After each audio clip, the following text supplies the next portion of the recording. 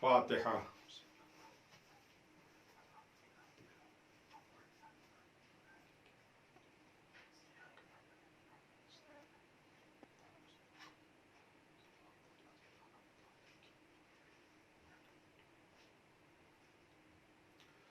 لا حول ولا قوة إلا بالله العلي العظيم.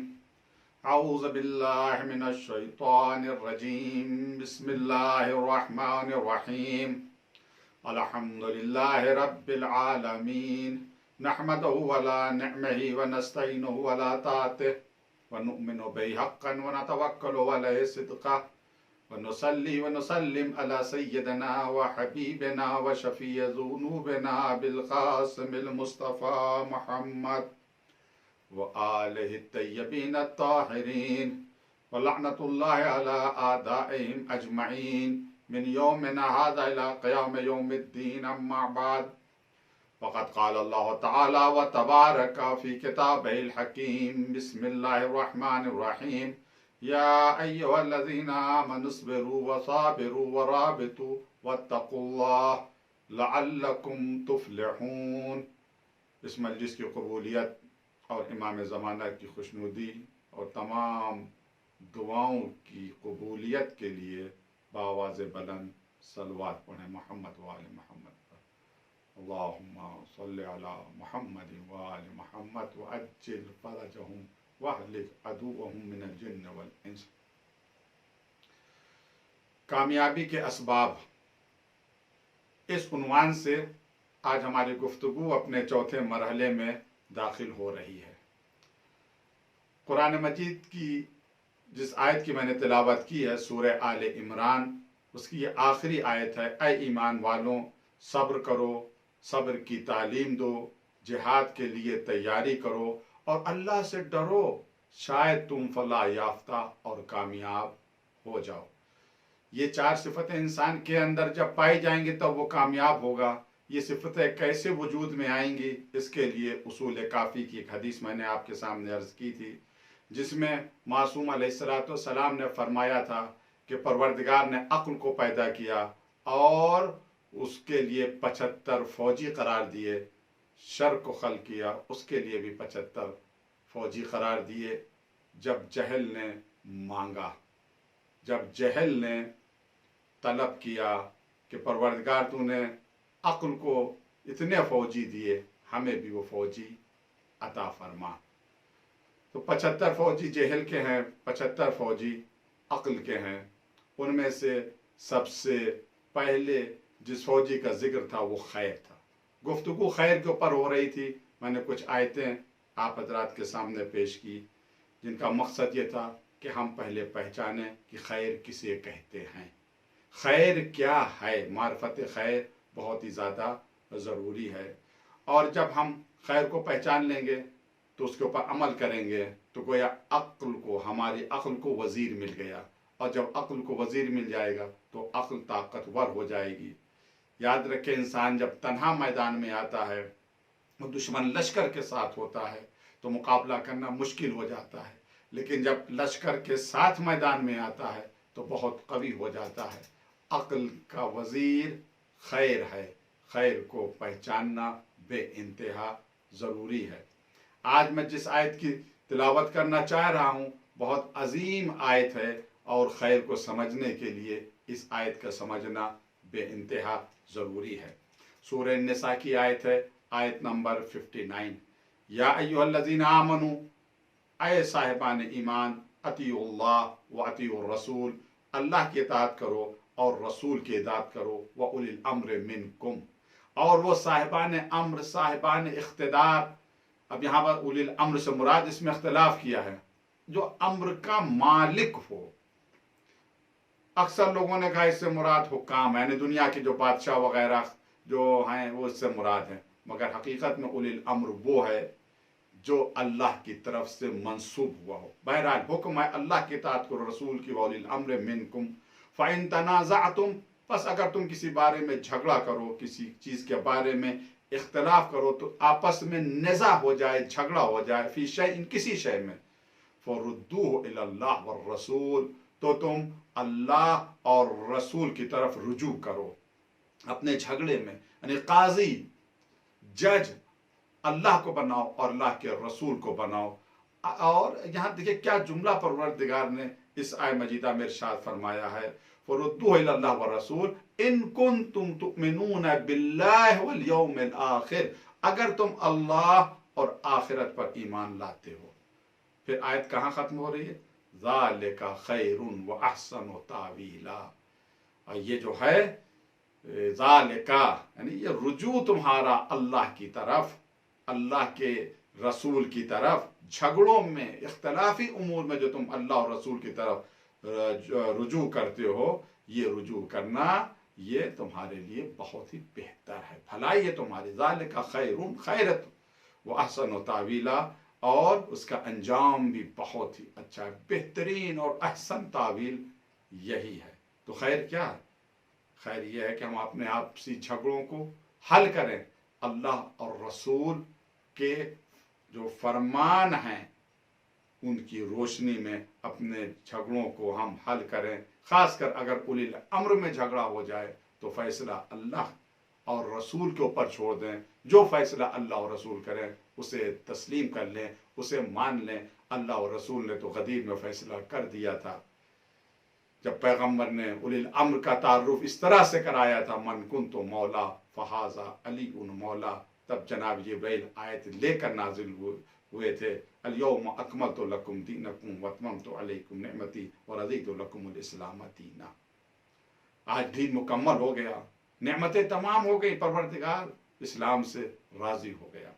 बहरहाल उलिल अम्र, अगर कोई किसी शे में भी इख्तिलाफ हो तो अगर कोई मोमिन है तो उसकी जिम्मेदारी है कहीं और न जाए, अल्लाह के पास आए। रसूल, अल्लाह के पास आने का मकसद ये है कुरान मजीद, रसूल के पास आने का मकसद यानी हदीसें, सही हदीसें, उन पर थोड़ा सा गौर करें तो अपने झगड़े को दूर कर सकते हैं। तो अल्लाह और रसूल को जज बनाना ये खैर है, इस खैर को कभी नज़रअंदाज नहीं करना चाहिए। दूसरी आयत जिसका ताल्लुक खैर से है, ये सूरह हूद की आयत नंबर 86 है, बक़ियतुल्लाह खैरुन लकुम इन कुंतुम मुमिनीन। अल्लाह की तरफ से जो बाकी रहने वाली चीज़ है, बाकी मुंदा तुम्हारे लिए बेहतर है। वो बक़ियतुल्लाह क्या है, खैरुन जो खैर है, लकुम तुम्हारे लिए, इन कुंतुम मुमिनीन अगर तुम मोमिन हो। अलग अलग तफसीरें की गई हैं, मगर बाज़ तफासिर में आया बक़ियतुल्लाह से मुराद हुज्जत खुदा इमाम महदी अज्जलल्लाहु ताला ज़हूरुहु शरीफ है, ये है खैर। तो इमाम अली भी खैर, इनकी भी मार्फत ज़रूरी है। इमाम ज़माना भी खैर हैं, इनकी भी मार्फत ज़रूरी है। खैर को पहचानें, खैर को अपनाएं, खैर के ऊपर अमल करें, खैर को इख्तियार करें। वज़ीर कवी होगा, वज़ीर जब मिल जाएगा अक्ल को तो अक्ल कवी होगी, जब अक्ल ताकतवर होगी, अक्ल के अंदर जब ताकत आएगी तो अक्ल कभी बहक नहीं सकती, इंसान कभी गुमराह नहीं हो सकता। अब मैं नतीजा आपके सामने अर्ज करूं, ये जो कहा गया कि अक्ल की वजीर खैर है, और खैर के लिए मैंने इतनी आयतें पेश की, यानी मारिफत खैर जरूरी है। हम खैर करें, फमन यअमल मिस्काल ज़र्रतिन खैरन यरा, जो जर्रा बराबर खैर करेगा वो देखेगा, एक सुई के बराबर भी खैर वो भी देखेगा। वो तो छोटी से छोटी नेकी को भी फरामोश नहीं करना चाहिए। मैं गुफ्तगू को समेटूं, बिल्कुल नतीजे तक आप हज़रात को ले आया हूं।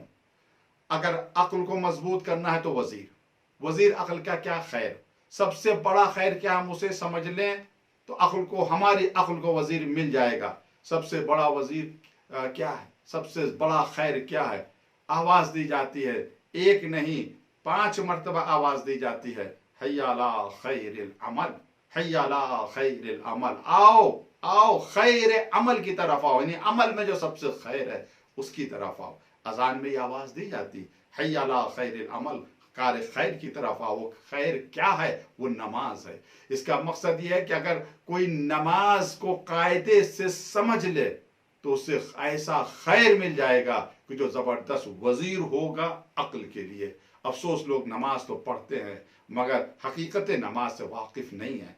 याद रखे मेरे अजीजों, नमाज जिस तरह से जिस्म इंसान का अलग है, रूह अलग है। जब तक जिस्म में रूह है, जिस्म जिंदा है, रूह निकल गई, जिस्म मुर्दा हो गया। वैसे ही नमाज का एक जिस्म है, نماز کا ایک روح، نماز کے لیے ایک روح ہے، جس میں نماز یہی صورت ہے اس کی، یہی قیام، یہی قنوت، یہی رکوع، یہی سجدہ، یہ تو جسم ہے، مگر روح نماز کیا ہے؟ روح نماز محبت اہل بیت علیہ السلام ہے، معرفت خدا ہے۔ روح اور جسم جب ہوتے ہیں تبھی جسم زندہ ہوتا ہے، اگر روح نہ ہو تو جسم مردہ ہوتا ہے، اور مردہ جسم اگر سماج میں رہے تو اس سے بدبو آتی ہے۔ حی علی خیر العمل، سب سے بہتر عمل کی طرف وہ نماز ہے۔ اس کا مقصد یہ کہ ہم نماز کو اپنائیں، نماز کو پڑھیں، نہ کسی نماز کو پڑھیں، نماز کو سمجھ کر پڑھیں، حقیقت نماز کیا ہے اسے ترک کریں، جو علماء اخلاق نے بیان کیا ہے۔ نماز ایک رابط ہے اللہ اور اس کے بندے کے درمیان، ایک کنیکشن ہے عبد و معبود کے درمیان۔ اس کنیکشن کو اپنے اندر ایجاد کریں تاکہ یہ اندھیرا دور ہو جائے۔ اور جب اس نماز کو ہم واقعاً اس طریقے سے پڑھیں گے جس طریقے سے نماز کو پڑھنا چاہیے، تو عقل کو ایک وزیر ملے گا، ایسا وزیر ملے گا کہ جس کی وجہ سے عقل بہت مستحکم اور مضبوط ہوگی، پھر وہ گمراہ نہیں ہو سکتی۔ اب گفتگو ایک دوسرے مرحلے میں داخل ہو رہی ہے، کیوں زیادہ وقت نہیں بچا۔ عقل کی وزیر خیر ہے۔ جہل نے مانگا تھا پروردگار جو چیزیں عقل کو دی ہمیں بھی دی، تو اب خیر کی ضد کیا ہے؟ خیر کا الٹا کیا؟ شر۔ تو یہ شر یہ وزیر ہے جہل کا، وَجَعْلَ ضِدَّهُ الشَّرَّ وَهُوَ وَزِيرُ الْجَهْلِ، اور اس خیر کی ضد شر یہ وزیر جہل ہے۔ جہل سے مراد میں نے عرض کیا تھا اگر عقل کے مقابلے میں جہل آئے تو خواہشات ہیں انسان کی، شہوت ہے انسان کی، اس معنی میں جہل یہاں پر آیا ہے۔ اس کی وزیر کیا ہے؟ اس جہل کی وزیر شر ہے۔ معنی شر کیا ہے؟ خیر کے معنی واضح ہوئے، شر کے معنی کیا ہے؟ کبھی کبھی ایسا ہوتا ہے کہ انسان جسے خیر سمجھتا ہے وہ حقیقت میں شر ہوتا ہے، جسے وہ خیر سمجھتا ہے وہ حقیقت میں شر ہوتا ہے۔ سمجھے کہ شر کسے کہتے ہیں، حقیقت شر کیا ہے؟ سورہ آل عمران آیت نمبر 180 میں ارشاد ہوا، وَلَا يَحْسَبَنَّ الَّذِينَ يَبْخَلُونَ بِمَا آتَاهُمُ اللَّهُ مِنْ فَضْلِهِ، گمان مت کریں وہ لوگ جو کنجوسی کر رہے ہیں، یبخلون یعنی بخل سے کام لے رہے ہیں، جو کنجوسی کر رہے ہیں، کس میں؟ بِمَا آتَاهُمُ اللَّهُ مِنْ فَضْلِهِ، اللہ نے اپنے فضل سے جو انہیں عطا کی، یعنی جو دولت دی ہے، اس میں کچھ لوگ بخل سے کام لے رہے ہیں، کنجوسی سے کام لے رہے ہیں۔ ہوا خیر لہم، گمان نہ کریں کہ یہ بخل ان کے لیے خیر ہے، بل ہوا شر لہم، بلکہ یہ جو بخل، یہ کنجوسی ہے، یہ ان کے لیے شر ہے۔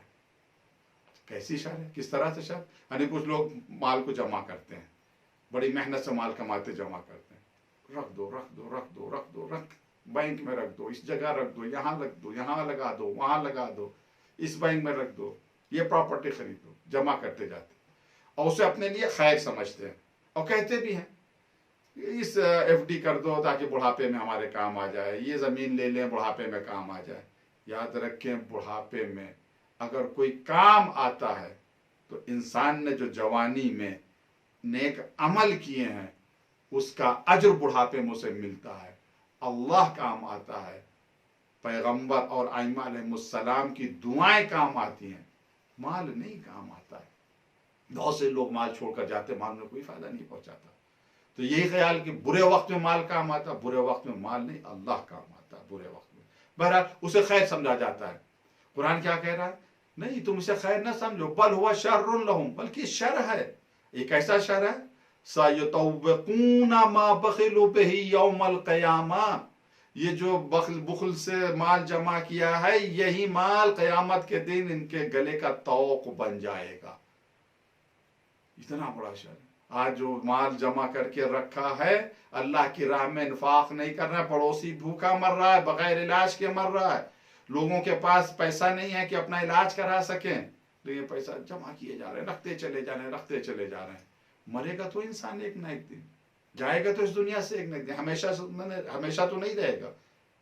یا تو انسان پیسے کو چھوڑ کر چلا جائے گا یا پیسہ انسان کو چھوڑ کر چلا جائے گا، لیکن یہی مال جس سے انسان نے جمع کیا اسے راہ خدا میں نہیں خرچ کر رہا، نہیں زکوٰۃ نکال رہا، نہیں خمس نکال رہا ہے، यही माल उसके गले में तौक बन जाएगा। वलिल्लाहि मीरासुस समावाति वल अर्ज़, ज़मीन और आसमान की मीरास का मालिक अल्लाह है। वल्लाहु बिमा तअमलून खबीर, जो तुम अमल करते हो अल्लाह उसे जानता है। तो अब ये जो है खैर, ये खैर नहीं, हकीकत में ये शर है। अब उसके बाद देखें कि खैर क्या है, शर क्या है। खैर के बारे में मैं तफसील से चंद आयतें पेश कर चुका हूं। शर क्या है, जिद है खैर की। शर किसे कहते हैं, कुरान मजीद सूरह अनफाल आयत नंबर 21 और 22 में थोड़ा सा गौर करें। वला तकूनु कल्लज़ीना क़ालू समिअना वहुम ला यस्माऊन, उन लोगों की तरह ना हो जाओ मोमिनो। किन लोगों की तरह, जो कहते हैं समिअना, हमने सुना, वहुम ला यस्माऊन, हकीकत में नहीं सुन रहे हैं। यानी कुछ लोग ऐसे थे जो पैगंबर की बातों को सुनते थे और अनसुनी कर देते थे। फिर उसके बाद 22 आयत नंबर 22 में क्या कहा गया, इन्न शर्र दवाब इंदल्लाह, दवाब यानी जो जानदार जमीन पे चल रहे हैं, उनमें से सबसे ज्यादा शरीर, लफ्ज शर इस्तेमाल हुआ अल्लाह के नजदीक को कौन है, अस्सुम्मुल बुक्मु अल्लज़ीना ला याक़िलून, वो लोग हैं जो गूंगे हैं, बहरे हैं, गूंगे हैं और जिनके पास अक्ल नहीं है, समझ नहीं है। फिर लफ्ज अक्ल यहाँ को पर आ गए। क्या मकसद, शर क्या है, हक की बात को जो सुनकर अनसुनी कर दे, ये शर है। ये सिफत जब इंसान के अंदर आ जाती है तो इसका मकसद ये है कि जहल को फौजी मिल गया, वजीर मिल गया, तो वो कवि हो जाता, ख्वाहिशात कवि हो जाती, जहल उसका ताकतवर हो जाता है। तो हक की बात जब सुने तो सुनी की अनसुनी न करें, बल्कि कोशिश करें उसके ऊपर अमल करने की। अगर हक की बात को सुनकर इंसान नजरअंदाज कर देगा तो गोया उसके जहल को वजीर मिल गया। अब ज्यादा मेरे पास वक्त नहीं है, इस वजह से मैं गुफ्तगू को समेट रहा हूं। शर क्या है, उसकी मार्फत हासिल करें। सूरह फलक, इसमें बयान किया गया शर को। बिस्मिल्लाहिर्रहमानिर्रहीम, कुल औज़ु बिरब्बिल फलक मिन शर्रि मा खलक व मिन शर्रि गासिकिन इज़ा वक़ब व मिन शर्रि नफ़्फ़ासाति फिल उक़द व मिन शर्रि हासिदिन इज़ा हसद। कितने तरह का शर इस सूरे में बयान किया गया है। इसके बाद भी सूरा है, सूरह नास, बिस्मिल्लाहिर्रहमानिर्रहीम, कुल औज़ु बिरब्बिन नास मलिकिन नास इलाहिन नास मिन शर्रिल वसवासिल खन्नासिल लज़ी युवस्विसु फी सुदूरिन नास मिनल जिन्नति वन नास। इन दोनों सूरों पर इंसान अगर गौर कर ले, फिक्र कर ले, तो उसकी समझ में शर आ जाएगा, फिर वो शर से बचेगा। जब शर से बचेगा तो जहल को वजीर नहीं मिलेगा, यानी जहल कमजोर हो जाएगा और कमजोर दुश्मन पर फतह हासिल करना आसान हो जाएगा। गौर करें, किसे शर कहा गया, पनाह मांगी जा रही है, शर से बचने के लिए पनाह मांगी जा रही है। ऐ रसूल, आप कह दिए, खिताब रसूल से है, मगर उम्मत मुराद है। कह दीजिए, क्या कह दीजिए कि मैं पनाह लेता हूं, पनाह मांगता हूं, किसके, सुबह के परवरदिगार की। फलक यानी सुबह, हर उस चीज के शर से जो उसने पैदा की है। हर शर से बचने का सिर्फ एक रास्ता है कि इंसान अपने आप को खुदा की पनाह में दे दे, इसके अलावा कोई रास्ता नहीं। और रात की तारीकी के शर से, दूसरा शर रात के अंधेरा, उसमें बहुत से शर होते हैं। रात के अंधेरे का शर, वो तारीकी जब वो छा जाती है, और उनके शर से जो गिरा बांधी जाती है जादू टूना की वजह से, फूक मारती जाती, वो भी शर है, यानी जादू के शर से। हासिदों के शर से जब वो हसद करें, चार तरह का शर यहां पर जिक्र किया गया। हासिद का शर और जादू टोने का शर, यानी हसद ये एक शर है, जादू टोना ये एक शर है। रात का अंधेरा जब छा जाता है उसमें भी तो बहुत से शर आ जाते हैं, उनसे भी पनाह मांगनी है। हर तरह का शर, उससे बचना। अब अगर कोई जादू टोना की तरफ माइल है, इसका मकसद यह है कि उसने अपने जहल को वजीर दे दिया, ताकतवर हो गया। कोई अगर हसद कर रहा है, इसका मकसद यह है कि उसने अपने जहल को वजीर दे दिया। इन बातों से बचना है। और कौन सा शर है, सूरह नास में, कुल औज़ु बिरब्बिन नास मलिकिन नास, कह दीजिए पनाह चाहता हूं, कुल औज़ु, मैं पनाह चाह रहा हूं, बिरब्बिन नास, जो इंसानों का रब, मलिकिन नास, इंसानों का मालिक, इलाहिन नास, इंसानों का अल्लाह, मिन शर्रिल वस्वासिल खन्नास लज़ी, वो शर जो वसवसे की शक्ल में है, खन्नास की तरफ से आता है। बुरे ख्याल, निगेटिव फिक्र, थिंकिंग, सोच, ये इंसान को तबाह बर्बाद कर देती है। बहुत बड़ा शर है ये। मुस्बत सोचे, पॉजिटिव सोचे, मनफी न सोचे। इंसान जरा से बीमार हो गया, वो मनफी सोचना, अब तो मैं ठीक नहीं हो सकता, ये नहीं हो सकता, वो नहीं हो सकता। दो लोग बातें खड़े कर रहे हैं, दूर से इशारा कर दिया उसकी तरफ, फौरन इस गुमान में मुब्तला हो गए, ये तो हमारी बुराई कर रहे होंगे। नहीं, ये शर है। सूए ज़न नहीं इख्तियार करना चाहिए। वसवसा, ये शर है, वसवसे से बचना। हर तरह के शर से बचने का तरीका और रास्ता क्या है? रास्ता और तरीका सिर्फ एक है, वो ये कि इंसान अपने आप को अल्लाह की पनाह में दे दे। इसीलिए कहा गया ला इलाहा इल्लल्लाह हिस्नी, ला इलाहा इल्लल्लाह एक किला है, जो इस किले में आ गया वो अजाब से बच गया, शैतान के वार से बच गया। तो शर से भागें, शर को भगाएं अपने आप से, ताकि अक्ल को वजीर ना मिलने पाए। लेकिन याद रखें, ये शर, ये खैर जो है जिंदगी में आपको हर जगह मिलेगा, कदम कदम पर मिलेगा। और इन्हीं शर और खैर से परवरदिगार हमारा इम्तिहान भी लेगा। आखिरी आयत में अर्ज कर रहा हूँ, इसी से परवरदिगार हमारा इम्तिहान लेगा, इसी शर से, इसी खैर से। आवाज आई, सूरह इरशाद हुआ परवरदिगार का, कुल्लु नफ्सिन ज़ाइक़तुल मौत, हर नफ्स को मौत का मजा चखना है। वनब्लुवन्नकुम बिश्शर्रि वल खैरि फितनतन, हम तुम्हें आजमाएंगे शर के जरिए से भी, खैर के जरिए से भी। व इलैना तुरजऊन, तुम हमारी बारगाह में वापस आओगे, पलट कर हमारी बारगाह। तो शर और खैर जगह जगह, कहीं पर हमारा इम्तिहान खैर से होगा, कहीं पर हमारा इम्तिहान शर से होगा। जब खैर से इम्तिहान हो तो खैर को हम गले लगा लें, शर से इम्तिहान हो तो शर से हम दूर भागें, शर को अपने आप से भगाएं। खैर को गले लगाएंगे तो अक्ल हमारी मजबूत होगी, वजीर मिलेगा। शर को भगाएंगे तो जहल हमारा कमजोर होगा, उसे वजीर नहीं मिलेगा। बहरहाल, जो 75 जुंदी, 75 फौजी अक्ल को परवरदिगार ने दिए हैं, उनमें से सबसे पहले खैर है। दूसरा फौजी, अब गुफ्तगू का एक नया मरहला शुरू हो रहा है। दूसरा फौजी वो क्या है जो अक्ल को परवरदिगार ने दिया? वो है ईमान। ईमान जिद बजिद्दहु कुफ्र, इसकी जिद जो है वो कुफ्र है। अक्ल बगैर ईमान के कमजोर है। परवरदिगार ने अक्ल को ईमान दिया, जहल है तो उसे कुफ्र मिला। जहल के सिपाही का नाम कुफ्र है, अक्ल के सिपाही का नाम ईमान है। ईमान क्या है, इसकी हकीकत क्या है?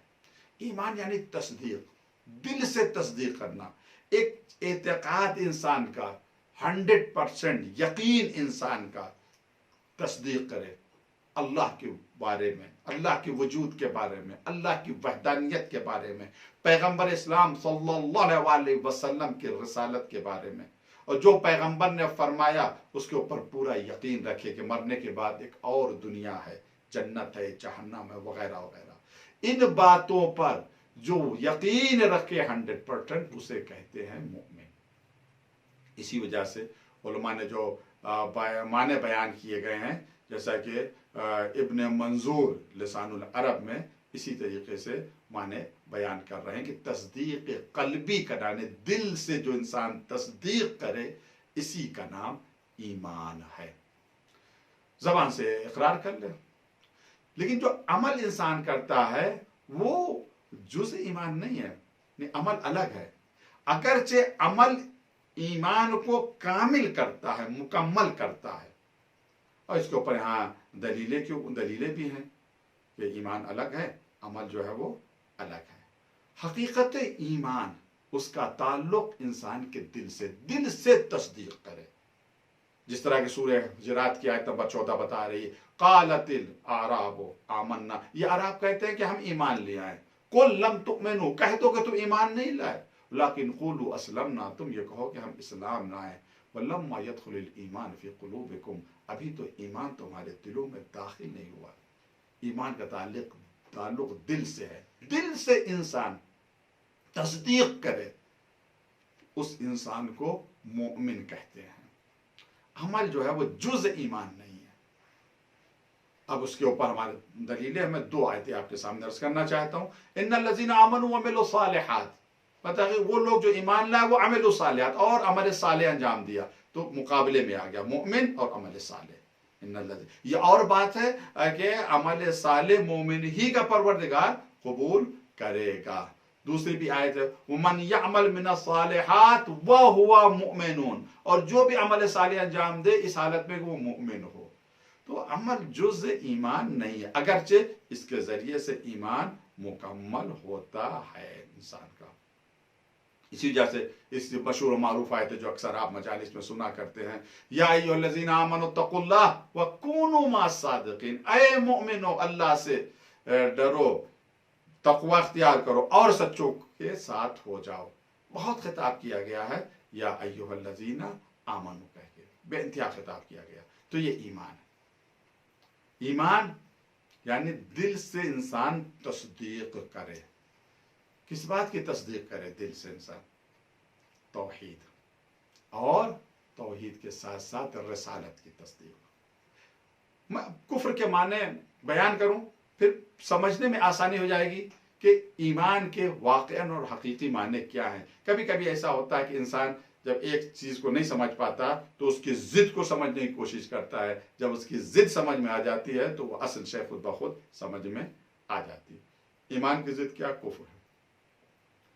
کفر کے معنی کیا ہے؟ لغت میں کفر کہتے ہیں چھپا لینے کو. ساتر، جو چھپا لے اسے کفر کہتے ہیں.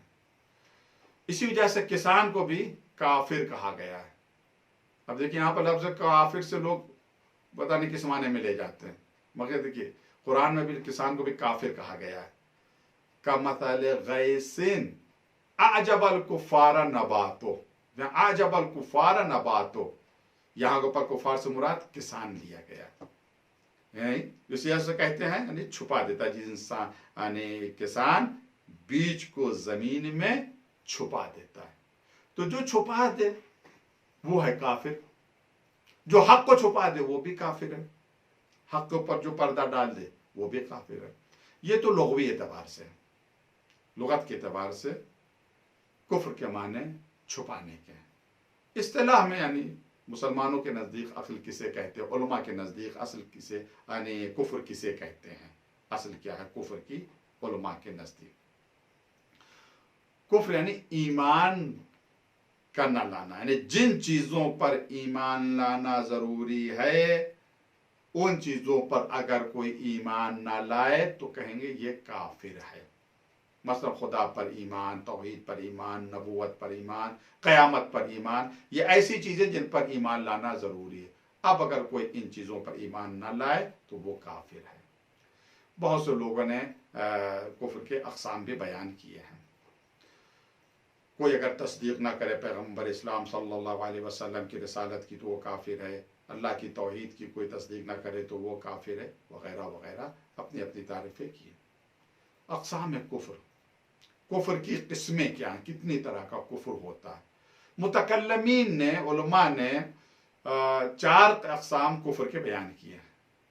کفر انکار، یعنی ایک وہ کفر ہے جہاں انکار ہوتا ہے. یہ کیا؟ اللہ کی وجودی کا کوئی انکار کر دے، پیغمبر اسلام صلی اللہ علیہ وسلم کی رسالت و نبوت کا کوئی اگر دل سے انکار کر دے، قلب سے انکار کر دے، زبان سے بھی انکار کر دے تو یہ کافر ہے. اس اعتبار سے کافر ہم کسے کہیں گے؟ جس نے وجود خدا کا انکار کر دیا ہو، اللہ کی توحید کا انکار کر دیا ہو، پیغمبر اسلام صلی اللہ علیہ وسلم کی رسالت کا انکار کر دیا، وہ کافر ہے. اسے کفر انکاری کہتے ہیں. دوسرا کفر جحود. یہ کیا ہوتا ہے؟ یعنی دل سے خدا پر ایمان لایا ہو مگر تصدیق نہ کر رہا ہو، زبان سے اقرار نہ کر رہا ہو، دل تو اس کا کہہ رہا ہے کہ نہیں کوئی ہے جس نے اس کائنات کو پیدا کیا ہے، تاریخ اس نے پڑھی اور وہ کہہ رہا ہے، دل مان لیا کہ ہاں ایک رابط کا ہونا اللہ کے درمیان اور انسانوں کے درمیان ضروری ہے. کوئی سفیر ہو اور وہ رابط مثلا محمد بن عبداللہ صلی اللہ علیہ وسلم ہے، دل سے اس حقیقت پر ایمان لے آیا مگر زبان سے انکار کر رہا. کوئی خدا نہیں ہے، رسالت کا انکار کر رہا ہے، جسے کہتے ہیں کفر جحود، یعنی یہ بھی کافر ہے. تیسرا ہے کفر عناد. یہ کیا ہے کہ دل سے پہچان رہا ہے, زبان سے بھی اقرار کر رہا ہے, مگر اپنے عمل کے ذریعے سے وہ دین کا پابند نہیں ہے, مان ہی نہیں رہا کسی بات کو, عمل کے ذریعے نہیں پابند ہے دین کی کسی بات, کہہ رہا ہے ہاں اللہ ایک مانتا ہوں, لا الہ الا اللہ محمد رسول اللہ, مگر عمل کے ذریعے سے پابند نہیں ہے. اسے کہتے ہیں کفر عناد. ایک ہوتا ہے کفر, چوتھی قسم کفر نفاق. یہ کیا ہے؟ زبان اقرار کرے مگر دل میں ایمان نہ ہو, اسے منافق کہتے ہیں. یہ 4 قسمیں میں نے آپ کے سامنے عرض کیا ہے میرے عزیزو, 4 قسمیں میں نے آپ کے سامنے عرض کیا ہے یہ کفر کی. اب پڑھا لے گا لمبی تگڑی بحث ہے, اور کچھ لوگوں کو تو بہانہ چاہیے مسلمانوں کو کافر قرار دینے کا, لیکن ہمارے علماء کرام نے جو ہمیں تعلیم دیا ہے اور ائمہ علیہ السلام نے جو ہمیں تعلیم دی ہے کہ جو اہل قبلہ ہیں, جو تمہارا ذبیحہ کھاتے ہیں, جو قبلے کی طرف نماز پڑھتے ہیں, وہ سب کے سب مسلمان ہیں, انہیں کافر قرار نہیں دیا جا سکتا. لیکن ایک مسلمانوں کا ایک گروہ ایسا ہے کہ جو بہانہ تلاش کرتا ہے مسلمانوں کو کافر قرار دینے کے لیے. یہ بہت ہی خطرناک ہے. ایک دوسرے کو کافر قرار نہ دیں, کیونکہ اگر کفر کا فتویٰ دے دیا سامنے والا کافر نہیں ہے تو جس نے فتویٰ دیا فتویٰ پلٹ کر اسی کی طرف آ جاتا ہے. یہ کفر اور یہ ایمان, یہ فوجی ہے. ایمان عقل کا فوجی اور کفر جہل کا فوجی. ایمان یعنی دل سے تصدیق کرنا, دل سے ماننا, یعنی لا الہ الا اللہ دل سے کہنا, کوئی طاقت نہیں ہے, کوئی معبود نہیں سوائے اللہ کے, محمد رسول اللہ دل سے کہنا, یہی ایمان ہے. اور جب یہ ایمان آ جاتا تو عقل ہماری مضبوط ہو جاتی ہے. کیسے عقل مضبوط ہوگی؟ ایمان کے ساتھ. دیکھیے کون سا انسان جنگ میں, میدان جہاد میں, میدان جنگ میں ڈٹا رہتا ہے, پیچھے نہیں ہٹتا؟ وہ انسان جس کا ایمان مکمل ہوتا ہے, وہ انسان کبھی میدان سے نہیں بھاگتا. جو اس ایمان کے ساتھ آیا ہے, ماروں گا تو غازی کہلاؤں گا, مر جاؤں گا تو شہید کہلاؤں گا, ایمان ہے اس کے اوپر, شک نہیں کر رہا ہے, تو میدان سے بھاگے گا نہیں, ڈٹا رہے گا.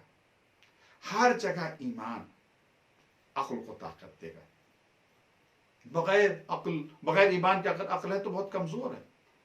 سامنے کی میں بات عرض کروں, فائدہ ہو رہا ہے, جھوٹ بول کر فائدہ ہو رہا ہے, کسی کو دھوکہ دے کر فائدہ ہو رہا ہے, کسی کو نقصان پہنچا کر فائدہ ہو رہا ہے. عقل اگر کمزور ہے, ضعیف ہے, تو اب جہل اس کے اوپر غالب آ جائے, کر لو, حاصل کر لو, فائدہ حاصل کر لو. لیکن اگر ایمان ہے تو کہے گا نہیں, یہ فائدہ نہیں ہے, یہ خیر نہیں, یہ شر ہے. اب عقل قوی ہو جائے گی. تو اس وجہ سے ایمان کا ہونا بے انتہا ضروری ہے عقل کے لیے. اگر بغیر ایمان کے عقل ہے تو عقل بہت کمزور ہے. اور کفر یہ طاقت دے گا, کسے طاقت دے گا؟ یہ جہل کو طاقت دے گا, جہل کو طاقت دے گا. اور اگر کسی کو پہچاننا ہے کہ عقل کیا ہے اور ایمان کیا ہے اور کفر کیا ہے, تو اسے ادھر ادھر جانے کی ضرورت نہیں ہے. جسم کی شکل میں اگر ایمان کو دیکھنا ہے اور جسم کی شکل میں اگر کفر کو دیکھنا ہے, تو پیغمبر اسلام حضرت محمد مصطفیٰ صلی اللہ علیہ وسلم کی یہ حدیث ہے جو ہمیں بیان کر رہی ہے کہ جب مولا کائنات نکلے ہیں مقابلے کے لیے تو پیغمبر نے فرمایا برز الایمان کلہ الی الکفر کلہ, کل ایمان کل کفر کے مقابلے میں آ رہا ہے. کل ایمان علی بن ابی طالب ہے, جو علی کے مقابلے میں آ جائے وہ کل کفر ہے. تو وہاں جہل مضبوط ہوگا اگر علی کے دشمن ہے, اور اگر امام علی علیہ السلام کا دوست ہے تو عقل یہ مضبوط ہوگی. کل ایمان مولا کائنات ہے, ان کے جو مقابلے میں آئے وہ کل کفر ہے. ایمان عقل کو مضبوطی عطا کرے گا. کیسے؟ کہ جب انسان دل سے یقین رکھے. میں گفتگو کو سمیٹ رہا ہوں میرے عزیزو. अक्ल और जहल, अक्ल के फौजी का नाम ईमान है, जहल के फौजी का नाम कुफ्र है। कुफ्र से दूर हटे इंसान, कुफ्र को भगाए, इनकार ना करे, ईमान के ऊपर यकीन रखे, यानी ईमान को अपने मुस्तहकम करे। जितना ज्यादा उसका ईमान कवी होगा उतने ही ज्यादा उसकी अक्ल कवी होगी। आप देखें, करबला में आकर देखें कि जो इतनी अक्लें सबकी मजबूत थी, कवी थी, जो अक्ल ताम रखते थे करबला वाले, किस वजह से? ईमान उनका बड़ा मजबूत था। इमाम हुसैन अलैहिस्सलाम पर इतना कवी ईमान था करबला वालों का, इमाम हुसैन अलैहिस्सलाम के जात पर इतना कवी था कि किसी ने भी, एक बच्चे ने भी, एक खातून ने भी इमाम हुसैन अलैहिस्सलाम से ये गुजारिश नहीं की कि मौला अब प्यास बर्दाश्त नहीं होती, अब भूख बर्दाश्त नहीं होती, यजीद का कहना मान लिया जाए, उसकी बैयत कर ली जाए। ये मुतालबा नहीं होता। क्यों? बच्चा भी है मगर अक्ल उसकी बालिग है, खवातीन भी है मगर अक्ल उनकी बुलूग तक पहुंची हुई है। करबला में सबके पास मुकम्मल अक्ल थी, इतनी कवी अक्ल थी। क्यों? क्योंकि सबका ईमान मुकम्मल था। किस बात के ऊपर ईमान था? अल्लाह है, रसूल है, ये दुनिया खत्म होने वाली है, इसके बाद वाली भी एक दुनिया है, और हम जब जाएंगे इसके बाद वाली दुनिया की तरफ तो वहां के ऊपर नेमतें हैं, वहां के ऊपर बरकतें हैं। ये ईमान था उनका। इसी वजह से ये एक मुशाहिदा गोया उन लोगों ने कर रखा था उस दुनिया का जो मरने के बाद की दुनिया। अहले बैत का दर्जा तो बहुत बुलंद है। करबला में जो असहाब थे उनका भी ईमान किस पाए के ऊपर पहुंचा हुआ था। आज उस सहाबी का जिक्र करें, बहुत अजीम सहाबी जिसकी सिफत इमाम हुसैन अलैहिस्सलाम ने इस तरीके से बयान किया, या यूं कहूं जिसके फजाइल इमाम हुसैन अलैहिस्सलाम ने इस तरह से बयान किए हैं शहादत के मौके पर। हबीब, क्या कहना तुम्हारे, तुम तो वैसे थे कि एक रात में तुम खत्म कुरान करते थे, कुरान खत्म करते थे। हबीब बिन मज़ाहिर या मुज़ाहिर, ये हबीब बिन मुज़ाहिर इमाम हुसैन के बचपन के दोस्त, कहा जाता पैगंबर के भी सहाबी थे। इमाम हसन के साथ रहे, इमाम हुसैन के साथ रहे, इमाम अली अलैहिस्सलाम के साथ रहे। ये हबीब बिन मुज़ाहिर वो अजीम शख्सियत है कि जब शब आशूर जनाब ज़ैनब सलामुल्लाह अलैहा इमाम हुसैन के खेमे में आती हैं और फरमाती हैं, भैया आपने अपने असहाब का इम्तिहान तो ले लिया, कहीं ऐसा तो ना कल आपको छोड़कर चले जाए। और जब इस सहाबी ये आवाज सुनता है तो हबीब के पास आता है, हबीब बिन्त रसूल को हमारी वफादारी पर भरोसा नहीं। जनाब हबीब असहाब को जमा कर कर दरे खैमा पर आते हैं और आवाज देते हैं, शहजादी हम आपसे वादा करते हैं अपने आका हुसैन को तना नहीं छोड़ेंगे, अगर आप हुक्म देते हम अपने हाथ से अपनी गर्दनें कटा देंगे। जनाब ज़ैनब खुश हो गई, मुतमईन हो गई, हबीब को और असहाब इमाम हुसैन को दुआ दी। हाँ आज़ादारो, शब आशूर तो हबीब ने मज़ाहिर ने जनाब ज़ैनब को तसल्ली दे दी, लेकिन शाम गरीबा में कोई नहीं था तो जनाब ज़ैनब सलामुल्लाह अलैहा को तसल्ली दे। अजरुकुमुल्लाह, खुदा आपको किसी गम में न रुलाए सिवाय गम इमाम मज़लूम करबला के। आशूर का दिन आया है, जनाब हबीब बिन मज़ाहिर इमाम हुसैन अलैहिस्सलाम से इज़्न तलब करते हैं, मैदान जिहाद में आते हैं, जिहाद करते हैं। रवायत में आया, मक्तल में आया कि 62 लोगों को आपने वासिले जहन्नम किया। कितनी उम्र है जनाब हबीब बिन मज़ाहिर के? 75 साल से ज्यादा जनाब हबीब बिन मज़ाहिर की उम्र है। इस बुढ़ापे में ये शुजाअत का कमाल, ये ताकत कहां से आई? अक्ल भी मुकम्मल है और ईमान भी है, और जब अक्ल और ईमान एक जगह जमा हो जाए तो बेइंतहा कुव्वत और ताकत मिल जाती है। हबीब भूखे और प्यासे हैं और जिहाद कर रहे हैं, 62 लोगों को वासिले जहन्नम किया। आखिर में जख्मी होकर हबीब जख्मी होकर जमीन करबला पर आए, जख्मी हो गए। एक जालिम आगे बढ़ा और आगे बढ़ने के बाद हबीब का सर कलम कर लिया। आज़ादारो, ज़ियारत नाहिया में भी और एक और ज़ियारत रजबिया में भी हबीब बिन मज़ाहिर का नाम लेकर जमाने का इमाम सलाम कर रहा है। एक तो नाम लेकर भी सलाम किया और एक सिफत के साथ भी सलाम किया। जमाने का इमाम फरमा रहे हैं, सलाम अलल जुसूम शाहिबात, हमारा सलाम हो उन जिस्मों पर जो बदल گئے تھے، جو متغیر ہو گئے تھے. ہاں جب جسم کے اوپر سر نہ ہو تو بدل جاتا ہے. حبیب کا سر قلم کر لیا گیا.